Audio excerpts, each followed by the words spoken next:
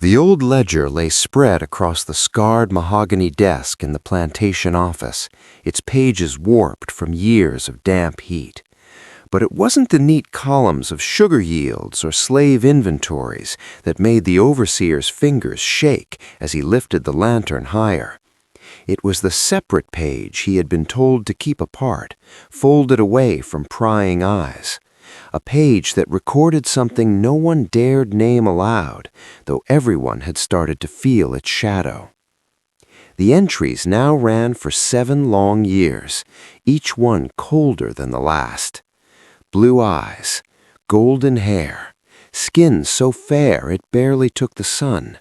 Children born to enslaved women on plantations scattered across 3 Louisiana parishes, different mothers every time. Children who looked nothing like their mothers, nothing like the men listed as fathers, nothing like anyone who belonged in the slave quarters. And the whispers had begun.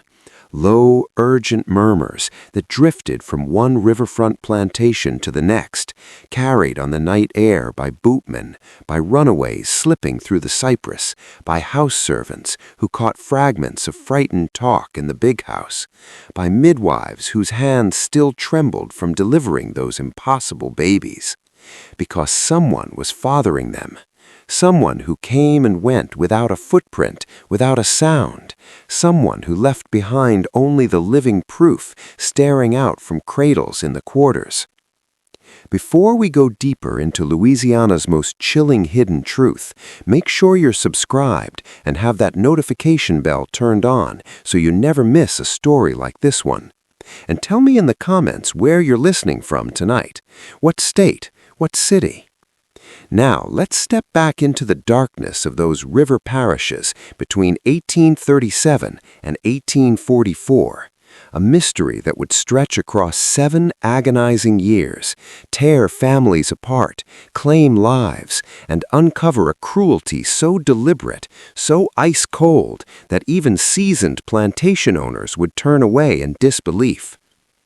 But in 1837, when the first child came into the world, no one yet grasped the horror they were seeing. What started as one impossible birth would grow into a pattern so monstrous it would rattle the very roots of Louisiana's slave society, lay bare the blackest heart of a system built on owning human lives, and show how absolute power could shield the guilty when the law itself stood guard over the crime. Louisiana in the late 1830s was a land of sharp contrasts. New Orleans pulsed with wealth, its docks unloading rivers of sugar and cotton and human cargo. French and Spanish blood still ran thick in the streets. Creole voices mingled with English, with African tongues, weaving a sound all its own. Theaters glowed with opera and dance. Restaurants served dishes that could rival anything in Paris. Ballrooms shimmered under crystal chandeliers shipped across the Atlantic. But outside the city's lamps and marble steps, the plantations held absolute sway. The parishes north of the city, St. James, St. John the Baptist, Ascension, were sugar country. Not the endless cotton fields of Mississippi, where workers disappeared into horizon-wide rows. Sugar demanded a different kind of hell. The cane had to be cut and milled in a narrow window before frost ruined it. From October to December, the grinding season, every plantation turned into a relentless machine running day and night. Enslaved men, women, and children worked shifts that lasted 18, 20, sometimes 22 hours. They slashed cane under the burning noon sun, dragged it to the mill, fed it into the crushing rollers, stirred boiling juice in open kettles, packed the crystallized sugar into barrels. The machinery never stopped. It caught sleeves, hair, arms, and yanked workers in before anyone could scream. Scalding syrup splashed onto skin and ate down to bone. Exhaustion bred accidents. Accidents bred death. Those deaths were entered into ledgers as simple depreciation, weighed against the season's profit. Death rates on Louisiana sugar plantations were the highest in the South. Owners planned for it. It was cheaper to work people until they broke and then buy new ones than to let them live long enough to slow down. This was the world those strange children entered, a world where bodies were property, where the night offered no safety, where the law gave the enslaved no voice and no shield. The parishes lay close together along the river. Plantations crowded one another, separated only by thin lines of trees or sluggish bayous. The Mississippi was the road that connected everything. Steamboats chugged up and down around the clock, carrying cargo, letters, travelers, gossip. News traveled fast. A birth on one place reached 3 others by breakfast. A death, a sale, a whipping, everyone knew by nightfall. That closeness made the mystery all the more terrifying. These births did not happen alone. They formed a pattern, and patterns meant someone was choosing. The first plantation to record such a child was Bellamont, a solid sugar operation owned by the Duchamp family for 3 generations, dating back to Spanish rule. The big house rose on brick piers against the floods, wide galleries circling both stories. Ancient oaks dripped Spanish moss along the river road. Behind the house stretched the sugar works, mill, boiling room, curing sheds, barrel shop. Farther back, hidden by a curtain of trees, stood the quarters, 2 facing rows of rough cabins across a packed dirt lane. Each cabin crammed with several families, 10 or 12 souls sharing one room. No privacy, no quiet, just the long fight to see another dawn. The Duchamp family was Monsieur Philippe Duchamp, his wife Celeste, and their 3 children. Philippe was 48 in 1837, thin, jittery, forever anxious. He had inherited Bellamont and managed it under constant strain, worried about yields, prices, Cuban competition, bank loans, slave revolts, northern abolitionists, anything that might crack the world his fortune rested on. His overseer, Vincent Habert, was 32 and had been at Bellamont for 6 years. Habert stood out. He read and wrote fluently in French and English. He kept flawless books. He was strict but not pointlessly brutal, driving production through order rather than raw terror. That made him valuable to Philippe, who could not stomach the whip himself. Habert lived in a small house between the big house and the quarters, placed so he could watch both. He rose before first light, walked the rows, assigned tasks, tracked every detail, recorded everything. He knew every enslaved person by name, knew their strengths, their breaking points, their kin. Knowledge was control, and Habert used it with care. It was Habert who first saw the impossibility in March 1937, and it was Habert who would spend the next 7 years trying to understand it. The child came just before sunrise on March 14, 1837, delivered by an old enslaved midwife named Josephine, who had brought more than 200 babies into the world across her 60-odd years. Josephine had been born in Saint-Domingue before the revolution turned it into Haiti. Brought to Louisiana young, she had outlived owners, regimes, her own children, and every hardship the cane fields could throw at her. She had seen every horror of childbirth, breached babies, stillborns, mothers bleeding out on dirt floors, premature infants too fragile for this world, twins knotted together, fevers that burned mothers alive from the inside. She had trained herself to show nothing, to keep her face stone, to finish the job and move on. But when she washed the newborn girl and held her to the lantern's glow, a chill crawled up Josephine's spine that no fever had ever given her. Real fear. The mother was Marie, 23, dark-skinned, powerful from years in the fields. Born on Bellamont, she had never known another home. Her own mother had died in the mill when Marie was 12, caught by the rollers, screams swallowed in an instant as the machine took her. Marie had stood 10 feet away, frozen, watching. After that day, she grew quiet, spoke only when spoken to, kept her eyes lowered, worked without complaint. At 18, Habert had paired her with a man named Thomas, a strong field hand of 25, to produce children who would belong to the plantation. They shared a corner of a crowded cabin. Marie had already borne one child, a boy named Jack, now 4. He looked like both parents, deep brown skin, dark eyes, tight curls, healthy, quick, already learning the hoe. This second child should have looked the same. Everything Marie had ever seen told her so.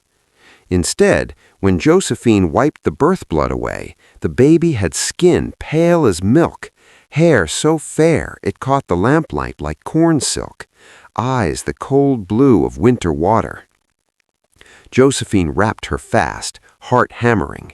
She had heard the old stories from other midwives, tales of distant ancestors, Arab traders, Portuguese sailors, bloodlines that sometimes surfaced generations later with lighter skin or softer hair. But this was not that. This child looked wholly European. Delicate nose, thin lips, fine bones, as if she had been born to some northern immigrant family, not to Marie in a slave cabin. When Marie saw her daughter, words failed her. She stared. Exhaustion gave way to something deeper. Her hands trembled as she took the infant. Tears slipped silent down her cheeks. Josephine's voice came low. "Does she look like anyone you know?" Marie said nothing. She only pulled the baby close and rocked, grief pouring out of her like a wound that would never close. Thomas came an hour later, straight from the night shift in the grinding house. He stopped dead in the doorway, his face emptied. "That ain't mine," he said, voice flat. "She is yours," Marie whispered. "Look at her, Thomas. Tell me that's my child." His voice rose, dangerous. "Who was it?" "No one," Marie broke. "I swear, no one. I don't understand." Josephine stepped between them. "Sometimes old blood shows," she lied, because she had to say something. Thomas looked from the baby to Marie to Josephine. Then he turned and walked into the dark without another word. By noon, every soul on Bellamont knew. The news raced through the quarters. People crowded the doorway, peered in, stared at the impossible infant. Some muttered about curses, spirits, divine punishment. Others stood silent, faces tight with a knowing they could not speak. By nightfall, the story had crossed to neighboring plantations, carried by kin visits, by traders tying up at different landings, by the hidden rivers of talk that ran beneath white oversight. Within a week, Vincent Habert was summoned to the big house. He walked the oak-shaded drive with dread pooling in his gut. He had questioned Marie gently at first, then harder. She swore she had been with no man but Thomas, swore it through tears, clutching her strange daughter. He questioned Thomas, who refused the child and asked to work a different gang. He questioned cabin mates who might have heard footsteps in the night. No one saw anything, or no one would say. Philippe Duchamp paced his study, thin face drawn tight. Pipe smoke hung heavy in the air. An old portrait of his father glowered above the mantel. "Sit," Duchamp snapped. "Explain this." Habert sat and told what he knew. The birth, the child's looks, Marie's denials, the absence of any proof otherwise. "Impossible," Duchamp cut in. "Thomas is the father. It's recorded. I have the breeding book right here." He yanked open a drawer, flipped pages. Paired 1832. First child 1833. This is the second. Thomas is the father. "Yes, sir," Habert said carefully. "The records say so. But the child—" "I don't care what the child looks like," Duchamp hissed. "There is an explanation. Old blood, distant mixture. These things happen." "Sir, I have seen mixed blood. This child looks entirely white." Duchamp froze. "What exactly are you saying?" "Nothing, sir. Only reporting what my eyes see. Because if you are suggesting that one of us—" Duchamp could not finish. The thought was poison. I suggest nothing, sir. I ask what you wish me to do. Duchamp sank into his chair, suddenly frail. Record the birth, note the unusual appearance, but the father remains Thomas. Clear? Yes, sir. And Habert, this is not discussed, not with other overseers, not with anyone. An anomaly, nothing more. Yes, sir. Habert left the big house with a heavier heart. He understood his master's panic. Everyone knew white men sometimes fathered children on enslaved women. It was sin, not surprise. But Marie swore no consent, no memory, no man at all. If true, someone had entered the quarters unseen, taken what he wanted, and vanished. Someone with access, someone untouchable. That night, Habert opened his private journal, separate from the plantation books, and wrote every detail of the birth, Marie's words, the baby's face. He dated it March 14th, 1837. He could not know this was only the first entry in a record that would haunt the next 7 years of his life. The child was named Claire. Marie tried to nurse her, to love her, but every glance at that pale face reopened a wound she could not name. Thomas never claimed Claire. He avoided the cabin, avoided Marie, avoided even meeting the child's eyes when paths crossed in the yard. The quarters divided. Some pitied Marie, sensing the violation behind her silence. Others judged her, convinced she hid guilt. A few felt only fear, as if Claire's very existence warned of something stalking them all. Claire thrived. She hit every milestone, but her looks grew only more striking. Thick golden hair, piercing blue eyes, skin that reddened fast under the Louisiana sun. By 6 months, she looked like a child snatched from some far northern village and dropped into the heat and dust of a slave quarter. The contrast clawed at everyone who saw her. Then, 14 months later, it happened again. The second birth came on Riverside Plantation, 6 miles upriver from Bellamont. Riverside was bigger, richer, harsher. Owned by Etienne Broussard, 55, second-generation sugar baron, known for profit and for fury. He believed fear kept order.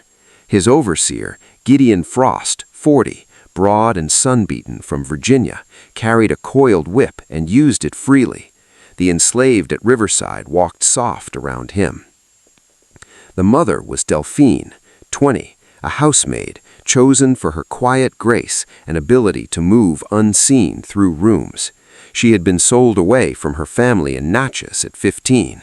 She had learned to listen without seeming to hear, to be present yet invisible. And now she carried a child no one could explain.